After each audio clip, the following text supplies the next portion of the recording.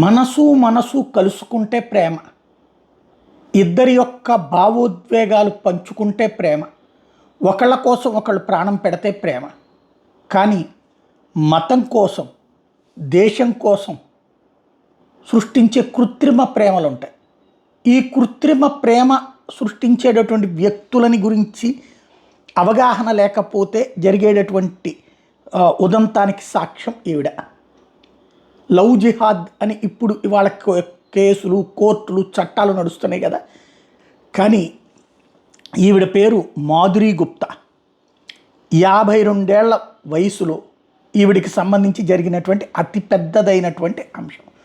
ఈమెని వాస్తవంగా విదేశాంగ శాఖలో పనిచేసింది.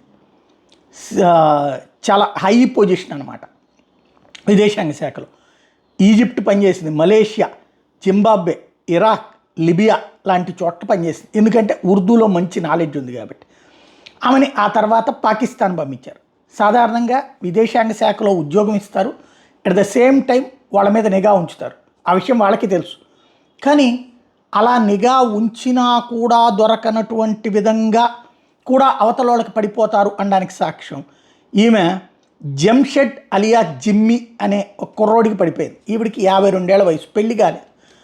ఈ విషయాన్ని పాకిస్తాన్ ఐఎస్ఐ వాళ్ళు కనిపెట్టారు. ఒక కుర్రోడిని ఈమె మీదకి వల విసిరారు.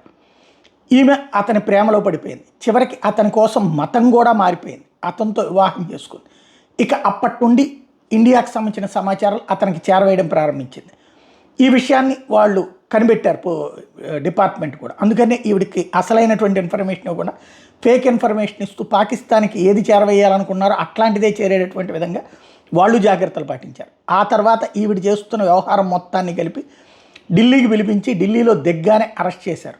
ఈ ఆధారాలను చూపించేటప్పటికి ఒప్పుకుంది. ఆ తర్వాత ఆవిడికి జైలు శిక్ష పడింది. 3 సంవత్సరాలు జైలు శిక్ష పడింది.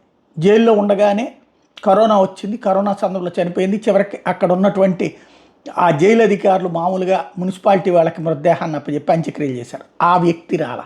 పెళ్లి చేసుకున్న వ్యక్తికి అప్పచెప్తామంటే వద్దు అన్నాడు అనమాట. అంటే ఇదంతా ఎందుకు చెప్పాల్సి వస్తుందంటే, బేసిక్గా ఇవాళ రోజున మతం అడ్డుపెట్టి, మతం ప్రకారం ఒక హిందూ ముస్లిం పెళ్లి చేసుకోకూడదు, ప్రేమించకూడదు. ఖచ్చితంగా ప్రేమించుకోవచ్చు, పెళ్లి చేసుకోవచ్చు. కానీ అలాంటి నిజమైన స్వచ్ఛమైన ప్రేమ ఉంటే పర్లా. నీ మతంలో నువ్వు ఉండు, నా మతంలో నేను ఉండు, ఇద్దరం కలిసి పెళ్లి చేసుకుని జీవితకాలం కాపురం ఉందాం అనేటటువంటిది నిజమైన ప్రేమ అవుతుంది. కానీ ఎప్పుడైతే నువ్వు నా మతంలోకి మారు అన్న తర్వాత అది నిజమైన ప్రేమ ఎందుకు అవుతుంది? అదే $1 మిలియన్ ప్రశ్న.